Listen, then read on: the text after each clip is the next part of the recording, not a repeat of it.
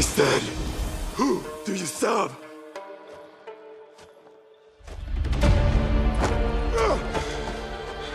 We are the shadows. That served the light.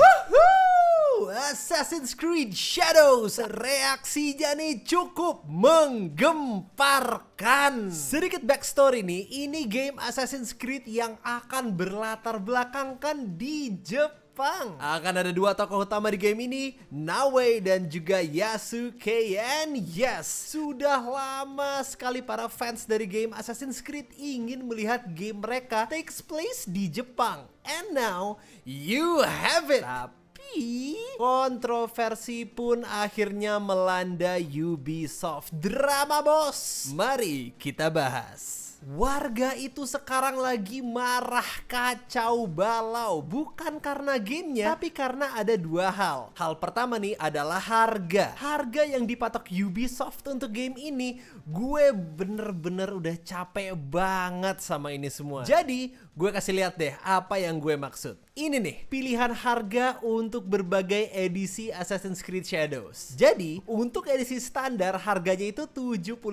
atau sekitar 1.124.690 rupiah. Tapi lu tuh harus pre-order kalau lu tuh mau akses ke misi eksklusif pre-order. Misinya itu namanya Throne to the Dogs. Dan satu-satunya cara lu bisa akses ini ya kelihatannya adalah kalau lu tuh udah pre-order game yang mereka bahkan belum tunjukin gameplaynya.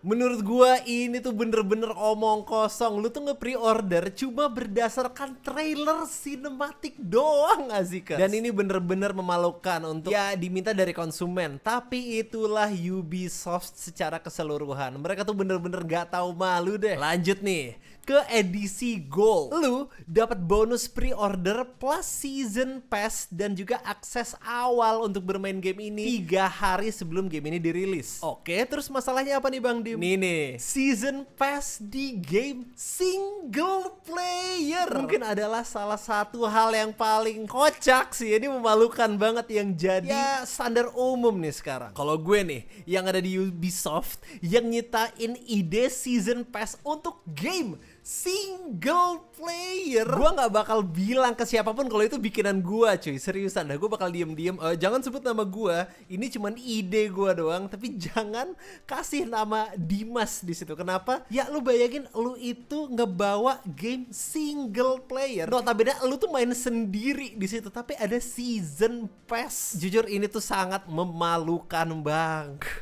Dan di kasus ini tuh bener-bener parah banget nih, karena season pass untuk edisi Gold itu termasuk misi tadi ya. Yes, ada paywall lagi untuk game single player dengan lu tuh harus membayar jutaan rupiah. Dan ditambah sedikit lagi nih, mari kita bicara tentang akses awal 3 hari ini sebentar nih. Karena gue udah banyak banget ngebaca tentang discussions tentang ini, dan mereka tuh punya poin-poin yang bagus nih. Dengan harga $110 atau sekitar 1,7 juta rupiah, lo itu nggak bayar untuk main game ini 3 hari lebih awal kayak yang tadi. Lo itu bayar untuk main game ini tepat waktu. Kalau bayar 1,2 juta, lo tuh bisa main game ini 3 hari terlambat.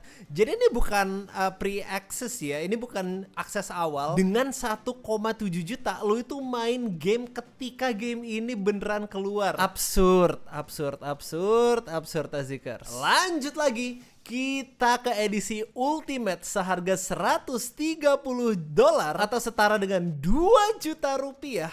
Lo itu bisa dapat elemen pay to win di game single player. Balik lagi nih ya, gue garis merahin single player. Lo dapat juga ada 5 skill point duluan dan juga banyak banget kosmetik. Jujur, gue bakal sedikit kejam di sini dengan tough love yang gue kasih untuk lo. Kalau lo bayar tambahan $60 atau ya sekitar 1.400.000-an cuma untuk bonus pay to win di game single player. player, gua rasa lu tuh perlu introspeksi diri dan ngakuin kalau mungkin game itu bukan buat lu deh Azikers. Atau kalau itu adalah satu-satunya cara lu untuk nikmatin game, yaitu dengan membayar untuk menang di game single player. Mungkin lu tuh harus cari hobi lain. Asli, gue ngerasa ini seperti gue tuh ngerasa konyol aja gitu loh. Lu harus membayar biaya tambahan 960.000 untuk 5 skill point dan juga beberapa kosmetik. Gue yakin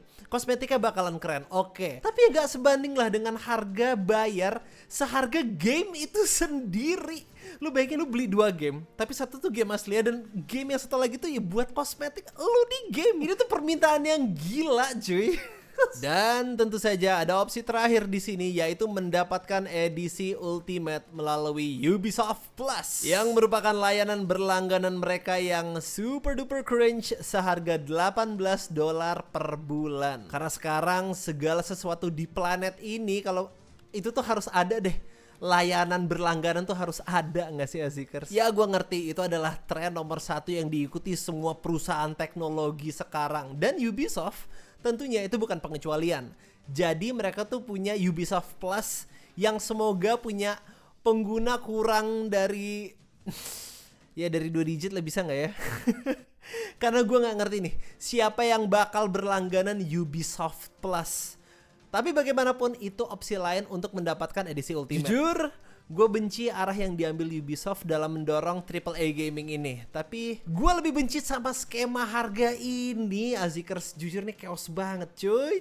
Itu adalah permasalahan pertama mengenai biaya. Memasuki permasalahan kedua, kita akan memasuki kontroversinya nih. Selama beberapa tahun terakhir, emang iya, para penggemar sudah memohon Ubisoft untuk membuat game Assassin's Creed yang berlatar di Jepang. Nah, mereka akhirnya melakukannya. Tapi ada beberapa rumor yang dari jauh-jauh tempo hari itu benar. Tokoh utamanya itu pria berkulit hitam. Dan kita sudah membahas nih semua reaksi di balik kontroversi ini. Ubisoft juga mencoba untuk mengubah sejarah orang, mencoba juga untuk berbohong tentang siapa sebenarnya orang ini, karena secara historical facts orang ini tuh sebenarnya gak ada.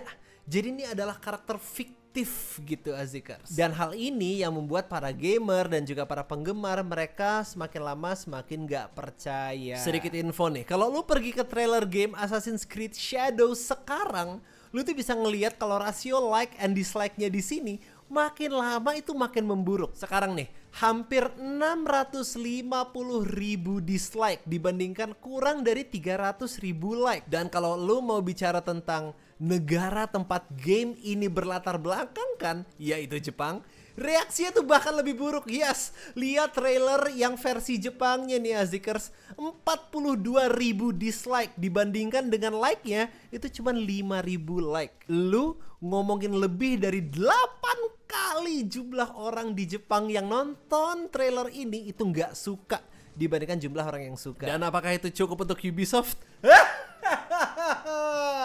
Tentunya tidak lah. Mereka kepengen ngegambarin game ini lebih woke, lebih diverse. Mereka mempunyai samurai kulit hitam sebagai tokoh utama. Tidak cukup. Mereka harus melangkah lebih jauh lagi. Ubisoft tampaknya mengkonfirmasi tokoh utama Assassin's Creed Shadows, Yasuke dan Noe, adalah LGBTQ+. What?